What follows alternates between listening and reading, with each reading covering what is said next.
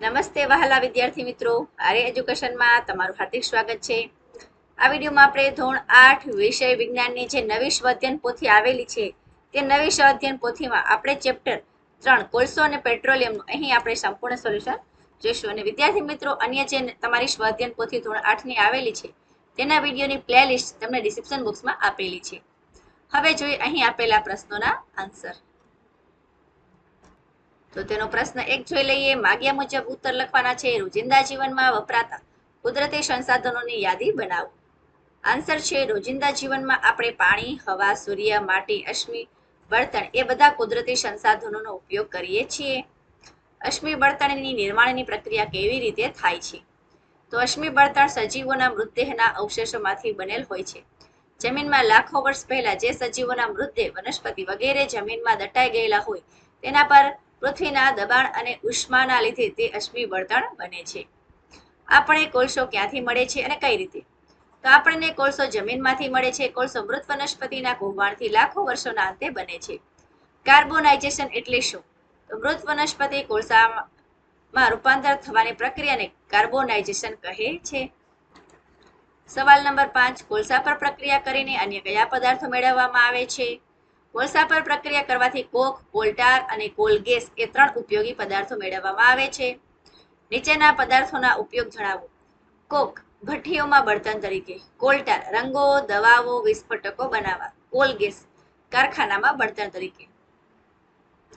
ત્યારબાદ જોઈએ પેટ્રોલિયમ કેવી રીતે બને છે. તો સમુદ્રના તળિયે સજીવો દટાતા રહ્યા, તેના પર માટીના થર થતા ગયા. લાખો વર્ષોની પ્રક્રિયા બાદ આ અવશેષોનું જૈવ રાસાયણિક પ્રક્રિયાને લીધે પેટ્રોલિયમમાં નિર્માણ થયું છે. પુનઃપ્રાપ્ય સંસાધનની લાક્ષણિકતા જણાવો. પુનઃપ્રાપ્ય સંસાધનોનો ઉપયોગ કરવાથી જે ખલાસ થતું નથી, આ તેની મુખ્ય લાક્ષણિકતા છે. તેનો ઉપયોગ માનવ માટે નુકસાનકારક નથી. ભારતમાં પેટ્રોલિયમ ક્યાંથી મળે છે અને તમે નોંધેલા સ્થાનોને ભારતમાં શોધવા પ્રયત્ન કરો. તો ભારતમાં પેટ્રોલિયમ અસમ, ગુજરાત, મુંબઈ, ગોદાવરી અને કૃષ્ણા નદી પાસેથી મળી રહે છે. પુનઃપ્રાપ્ય સંસાધનોની લાક્ષણિકતા જણાવો. તો અપ્રાપ્ય સંસાધનો છે સજીવોના મૃતદેહના અવશેષોમાંથી મળતા સંસાધન પુનઃ અપ્રાપ્ય સંસાધન છે, જેનો ઉપયોગ કરવાથી આ સંસાધનો પૂરા થઈ જવાની શક્યતા છે. કુદરતી વાયુઓનો ઉપયોગ જણાવો. કુદરતી વાયુનો ઉપયોગ વાહનોમાં ઈંધણ તરીકે તેમજ કારખાનાઓમાં બળતણ તરીકે પણ કરવામાં આવે છે. સવાલ નંબર 12, કોલસો અને ખનિજ. કોલસો બંને એક જ છે કે જુદા? કોલસો અને ખનિજ કોલસો અલગ છે, કારણ કે ખનિજ કોલસો કુદરતી રીતે પ્રાપ્ત થાય છે, જ્યારે કોલસો માનવ દ્વારા બનાવી શકાય છે. અમારા ઘરમાં પેટ્રોલિયમ પેદાશોની મદદથી ચાલતા સાધનોમાં પ્રાઇમસ અને ફાનસ છે. સવાલ નંબર 13, તમારા ઘરમાં પેટ્રોલિયમ પેદાશોની ઉપયોગથી ચાલતા સાધનોની યાદી તૈયાર કરો. તો અમારા ઘરમાં પેટ્રોલિયમ પેદાશોની મદદથી ચાલતા સાધનોમાં પ્રાઇમસ અને ફાનસ છે. ત્યારબાદ જોઈએ, જો અશ્મિ બળતણનો જથ્થો પૃથ્વી પરથી સંપૂર્ણ ખલાસ થઈ જાય તો કેવી પરિસ્થિતિ સર્જાય?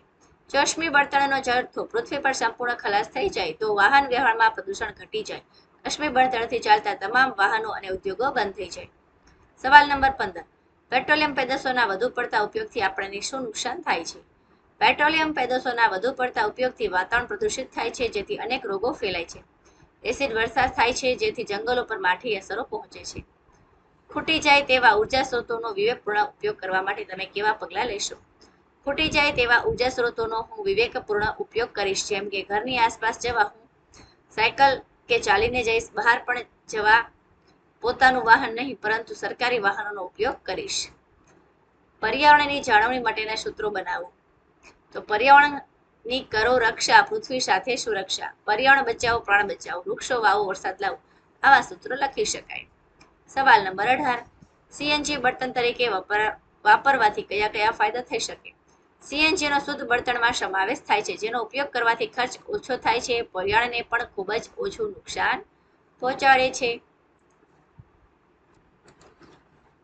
ચલો ત્યારબાદ જોઈએ સવાલ નંબર 19, યોગ્ય જોડકા જોડો. તો ઊંજણ તેલ ત્યાં આપણે લખીશું F, બરાબર, ઊંજવા માટે. બિટુમિન ત્યાં આપણે લખીશું C, રોડ સમતલ કરવા માટે. પેટ્રોલ B આવશે, મોટરનું બળતણ. પ્રવાહી સ્વરૂપે પેટ્રોલિયમ વાયુ, ત્યાં આન્સર લખીશું D, ઘરગથ્થુ બળતણ તરીકે પ્રચલિત. કેરોસીનમાં લખીશું G, સ્ટવ અને જેટ પ્લેનનું બળતણ. જ્યારે આપણે ડીઝલમાં લખીશું એ ભારે વાહનોમાં બળતણ તરીકે. બરોબર, આ રીતે તમારે આન્સર લખવાનું છે. તમે આ રીતે જે એક છે ને આ રીતે આપણે એફ સાથે આ રીતે પણ તમે જોડકા જોડી શકો છો.